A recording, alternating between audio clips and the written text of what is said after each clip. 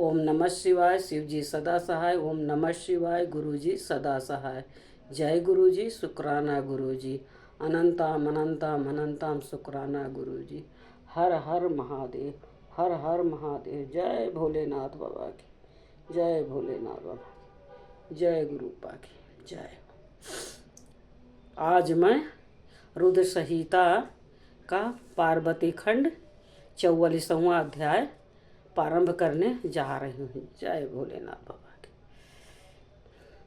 मैना का विलाप, शिव के साथ कन्या का विवाह न करने का हठ, देवताओं तथा विष्णु का उन्हें समझाना तथा उनका सुंदर रूप धारण करने पर ही शिव को कन्या देने का विचार प्रकट करना। ओम नमः शिव। ब्रह्मा जी कहते हैं, नारद जब हिमाचल प्रिया सती मैना को चेत हुआ तब वह अत्यंत क्षुब्ध होकर विलाप एवं तिरस्कार करने लगी। पहले तो उन्होंने अपने पुत्रों की निंदा की, इसके बाद वह तुम्हें और अपनी पुत्री को दुर्वचन सुनाने लगी। मैना बोली, मुने पहले तो तुमने ये कहा कि शिवा शिव का वर्ण करेंगी, पीछे मेरे पति हिमान का कर्तव्य बताकर उन्हें आराधना पूजा में लगाया, परंतु इसका यथार्थ फल क्या देखा गया? विपरीत एवं अनर्थकारी दुर्बुद्धि। देवऋषि, तुमने मुझे अधम नारी को सब तरह से ठग लिया। फिर मेरी बेटी ने ऐसा तप किया जो मुनियों के लिए भी दुष्कर है। उसकी उस तपस्या का यह फल मिला जो देखने वालों को भी दुख में डालता है। हाय, मैं क्या करूं? कहाँ जाऊं? कौन मेरे दुख को दूर करेगा? मेरा कुल आदि नष्ट हो गया, मेरे जीवन का भी नाश हो गया। कहाँ गए वह दिव्य ऋषि? पाऊँ तो मैं उनकी दाढ़ी मोछ नोच लूँ। वशिष्ठ की वो तपस्विनी पत्नी भी बड़ी धूर्ता हैं। वो स्वयं इस विवाह के लिए अगुआ बनकर आई थी। न जाने किन किन के अपराध से इस समय मेरा सब कुछ लूट गया। ऐसा कहकर मैना अपनी पुत्री शिवा की ओर देखकर उन्हें कटु वचन सुनाने लगी। अरे दुष्ट लड़की, तूने ये कौन सा कर्म किया जो तुम मेरे लिए दुखदायक सिद्ध हुआ? तुझे दुष्टा ने स्वयं ही सोना देकर कांच खरीदा है, चंदन छोड़ कर अपनी अंगों में कीचड़ का ढेर पोत लिया। हाय हाय, हंस को उड़ाकर तूने पिंजड़े में कौवा पाल लिया। गंगा जल को दूर फेंक कर कुएं का जल पिया। प्रकाश पाने की इच्छा से सूर्य को छोड़कर यत्नपूर्वक जुगनू को पकड़ा। चावल छोड़कर भूसी खा ली।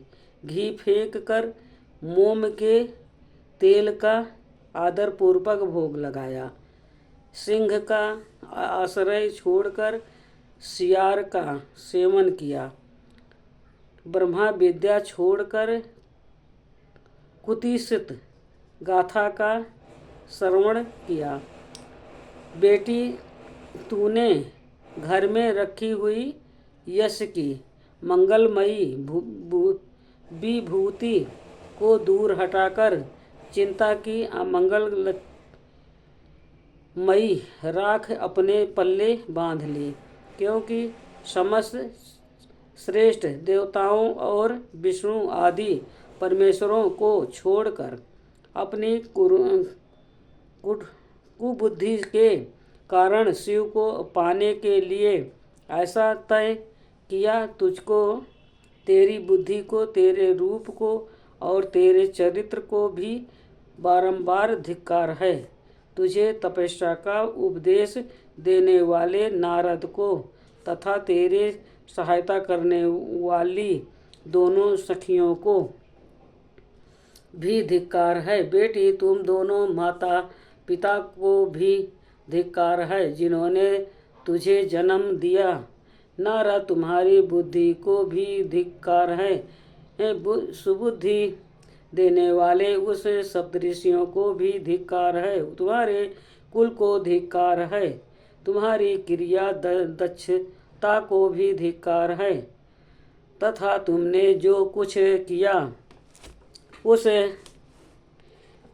सब को धिक्कार है। तुमने तो मेरा घर ही जला दिया। ये तो मेरा मरण ही है।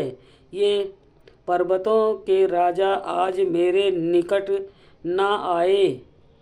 सप्त ऋषि लोग स्वयं मुझे अपना मुंह न दिखाए। इन सब ने मिलकर क्या साधा, मेरे कुल का नाश कर दिया।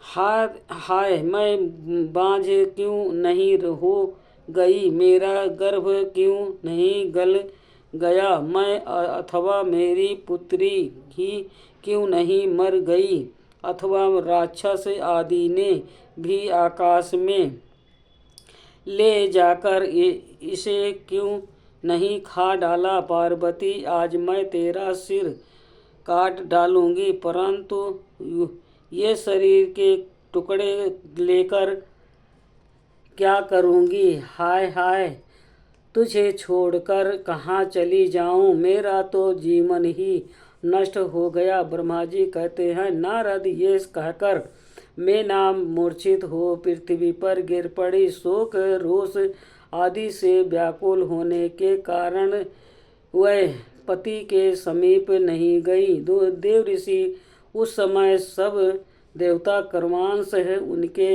निकट गए। सबसे पहले मैं पहुंचा। मुनि श्रेष्ठ, मुझे देखकर तुम स्वयं मैना से बोले। नारद जी कहा, पतिव्रते, तुम्हें पता नहीं है, वास्तव में भगवान शिव का रूप बड़ा सुंदर है। उन्होंने लीला से ऐसा रूप धारण कर लिया है। ये उनका यथार्थ रूप नहीं है, इसलिए तुम क्रोध छोड़कर स्वस्थ हो जाओ। हठ छोड़कर विवाह का कार्य करो और अपनी शिवा का हाथ शिव के हाथों में दे दो। तुम्हारी यह बात सुनकर मैना तुमसे बोली, उठो, यहाँ से दूर चले जाओ, तुम दुष्टों और अधर्मों के शिरोमणि हो। मैना के ऐसा कहने पर मेरे साथ इंद्र आदि सब देवता एवं दिक्पाल कर्मांश कर यो बोले, पितरों की कन्या, मैंने तुम हमारे वचनों को प्रसन्नतापूर्वक सुनो। ये शिव निश्चय ही सबसे उत्कृष्ट देवता हैं और सबको उत्तम सुख देने वाले हैं। आपकी पुत्री के अत्यंत दुस्साह तप को देखकर हम भक्तवत्सल प्रभु ने कृपा पूर्वक उन्हें दर्शन और श्रेष्ठ वर दिया था। ये सुनकर मैना ने देवताओं से बारंबार अत्यंत विलाप करके कहा, शिव का रूप बड़ा भयंकर है, मैं उन्हें अपनी पुत्री नहीं दूंगी। आप सब देवता प्रपंच करके क्यों मेरी इन कन्या के उत्कृष्ट रूप को व्यर्थ करने के लिए उद्धत हैं।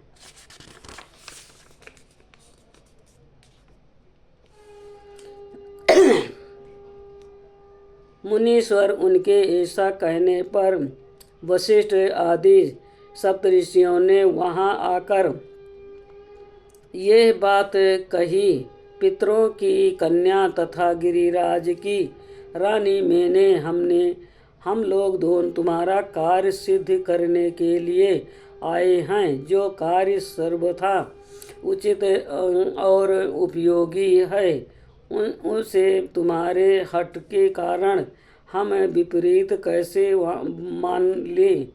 भगवान शंकर का दर्शन सबसे बड़ा लाभ है। वह दान पात्र होकर स्वयं तुम्हारे घर पधारे हैं। उनके ऐसा कहने पर भी ज्ञान दुर्बला मैना ने उनकी बात वे मिथ्या कर दी और रुष्ट होकर उनसे कहा, मैं शास्त्र आदि से अपनी बेटी के टुकड़े टुकड़े कर डालूंगी, परंतु उससे शंकर के हाथ में नहीं दूंगी। तुम सब लोग दूर हट जाओ, किसी को मेरे पास नहीं आना चाहिए। ऐसा कह अत्यंत बिहाल हो विलाप करके मैना चुप हो गई। मुने वहाँ उनके इस वार्तालाप से हाहाकार मच गया। तब हिमालय अत्यंत व्याकुल हो वहाँ आए और मैना को समझाने के लिए प्रेम पूर्वक तत्व दर्शाते हुए बोले। हिमाचल ने कहा, प्रिय मैंने मेरे बात सुनो, तुम इतनी व्याकुल क्यों हो गई हो? देखो तो कौन कौन से महात्मा तुम्हारे घर पधारे हैं, तुम इनकी निंदा क्यों करती हो? भगवान शंकर को तुम भी जानती हो, किंतु नाना नाम रूप वाले शंभु को विकट रूप को देखकर घबरा गई हो। मैं शंकर जी को भली भांति जानता हूँ, वह ही सबके प्रति पालक हैं, पूजनीयों के भी पूजनीय हैं, तथा अनुग्रह एवं निग्रह करने वाले हैं। निष्पाप प्राण प्रिय, हट ना करो, मानसिक दुख छोड़ो, सुवर्ते शीघ्र उठो और सब कार्य करो। पहली बार विकट रूपधारी शंभु ने मेरे द्वार पर आकर जो नाना प्रकार की लीलाएं की थी, मैं उनका आज तुम्हें स्मरण दिला रहा हूँ। उनके उस परम महात्म्य को देख और समझ कर उस समय मैंने और तुमने उन्हें कन्या देना स्वीकार किया था। प्रिय, अपनी उस बात को प्रणाम मानकर सार्थक करो। इस बात को सुनकर शिवा की माता मैना हिमालय से बोली, नाथ मेरी बात सुनिए और सुनकर आपको वैसा ही करना चाहिए और अपनी पुत्री पार्वती को गले में रस्सी बांधकर उसे बेखट के पर्वत से नीचे गिरा दीजिए, परंतु मैं इसे हल्के हाथ में नहीं दूंगी, अथवा नाथ अपनी इस बेटी को ले जाकर निर्दयता पूर्वक समुद्र में डुबा दीजिए। गिरिराज, ऐसा करके आप पूर्ण सुखी हो जाएंगे। स्वामिन, यदि विकट रूपधारी रुद्र को अपनी पुत्री दे देंगे तो मैं निश्चय ही अपना शरीर त्याग दूंगी। मैना ने ऐसा जब हठ पूर्वक ऐसी बात कही, तब पार्वती स्वयं आकर ये रमणीय वचन बोली। माँ, तुम्हारी बुद्धि तो बड़ी शुभ कारक है, इस समय विपरीत कैसे हो गई? धर्म का अवलंबन करने वाली होकर भी तुम धर्म को कैसे छोड़ रही हो? ये रुद्रदेव सबकी उत्पत्ति के कारण भूत साक्षात ईश्वर हैं। इनसे बढ़कर दूसरा कोई नहीं है। समस्त श्रुतियों के ये वर्णन कि भगवान शंभु सुंदर रूप वाले तथा सुखद हैं, कल्याणकारी महेश्वर समस्त देवताओं के स्वामी तथा स्वयं प्रकाश हैं। इनके नाम और रूप अनेक हैं। माता जी श्री विष्णु और ब्रह्मा आदि भी इन्हीं सेवा करते हैं। ये सबके अधिष्ठान हैं, कर्ता हर्ता और स्वामी हैं। विकारों की इन तक पहुँच नहीं है। वह तीनों देवताओं के स्वामी अविनाशी एवं सनातन हैं। इनके लिए ही सब देवता किंकर होकर तुम्हारे द्वार पर पधारे हैं और उत्सव मना रहे हैं। इससे बढ़कर सुख की बात और क्या हो सकती है। अतः यत्नपूर्वक उठो और जीवन सफल करो। मुझे शिव के हाथ में सौंप दो और अपने गृहस्थ आश्रम को यथार्थ करो। माँ, मुझे परमेश्वर शंकर की सेवा में दे दो। मैं स्वयं तुमसे ये बात कहती हूँ। तुम मेरी इतनी सी ही विनती मान लो। यदि तुम इनके हाथ में मुझे नहीं दोगी तो मैं दूसरे किसी की वर का वर्णन नहीं करूँगी, क्योंकि जो सिंह का भाग है उसे दूसरे को ठगने वाला सियार कैसे पा सकता है। माँ, मैंने मना किया है, हर का ही वर्णन किया है। अब तुम्हारी जैसी इच्छा हो वो करो। ब्रह्मा जी कहते हैं, नारद पार्वती की ये बात सुनकर शैलेश्वरी प्रिया मैना बहुत ही उत्तेजित हो गई और पार्वती को डांटती हुई दुर्वचन कहकर रोने तथा विलाप करने लगी। तदंतर स्वयं मैंने तथा सनकादिक सिद्धों ने भी मैना को बहुत समझाया, परंतु वह किसी की बात न मानकर सबको डांटती रही। इसी बीच में उनके सुदूर एवं महान हट की बात सुनकर शिवप्रिय भगवान विष्णु भी तुरंत वहां आ पहुँचे और इस प्रकार बोले। श्री विष्णु ने कहा, देवी, तुम पितरों की मानसी पुत्री एवं उन्हें बहुत सी प्यारी हो, साथ ही गिरिराज हिमालय की गुणवती पत्नी हो। इस प्रकार तुम्हारा संबंध साक्षात ब्रह्मा के उत्तम कुल से है। संसार में तुम्हारे सहायक भी ऐसे ही हैं। तुम धन्य हो, मैं तुमसे क्या कहूँ। तुम तो धर्म की आधारभूता हो, फिर धर्म का त्याग कैसे करती हो।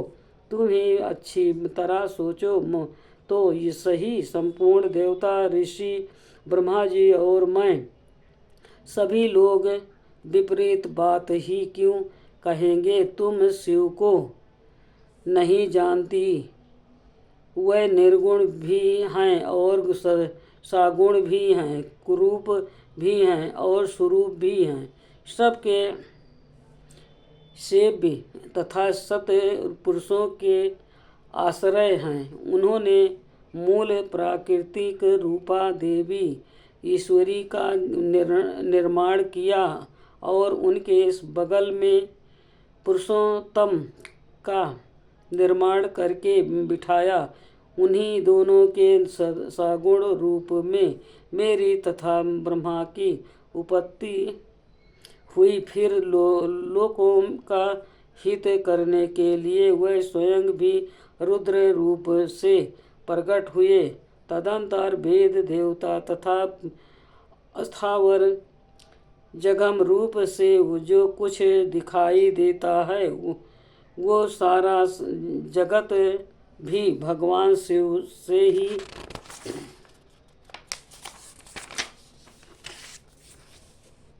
उत्पन्न हुआ है। उनके रूप का ठीक ठीक वर्णन आज तक कौन कर सका है, अथवा कौन उनके रूप को जानता है। मैंने उन ब्रह्मा जी ने दूसरा कौन पा सकता है। ब्रह्मा से लेकर कीट पर्यतन जो कुछ जगत दिखाई देता है वो सब शिव का ही रूप है, ऐसा जानो। इस विषय में कोई अन्यथा विचार नहीं करना चाहिए। वह ही अपनी लीला से ऐसे रूप में अवतीर्ण हुए हैं और शिवा के तत्व के प्रभाव से तुम्हारे द्वार पर आए हैं। अतः हिमाचल की पत्नी, तुम दुख छोड़ो और शिवा का भजन करो। इससे तुम्हें महान आनंद प्राप्त होगा और तुम्हारा सारा क्लेश मिट जाएगा। ब्रह्मा जी कहते हैं, नारद श्री विष्णु के द्वारा इस प्रकार समझाई जाने पर मेनका का मन कुछ कोमल हुआ, परंतु शिवा को कन्या न देने का हठ उन्होंने तब तक भी नहीं छोड़ा। शिव की माया से मोहित होने के कारण ही उन्होंने ऐसा दुराग्रह किया था। उस समय मेनक ने शिव के महत्व को स्वीकार कर लिया। कुछ ज्ञान हो जाने पर उन्होंने श्रीहरि से कहा, यदि भगवान शिव सुंदर शरीर धारण कर ले तब मैं उन्हें अपनी पुत्री दे सकती हूँ, अन्यथा कोटि उपाय करने पर भी नहीं दूंगी। ये बात मैं सच्चाई और दृढ़ता के साथ कह रही हूँ।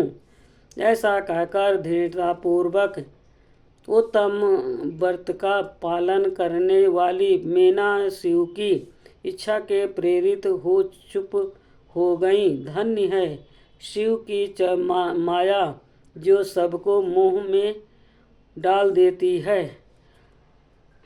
आज का 44वां अध्याय संपूर्ण हुआ। ओम नमः शिवाय। शिव जी सदा सहाय। ओम नमः शिवाय। गुरु जी सदा सहाय। जय गुरु जी। शुक्राना गुरु जी। हर हर महादेव।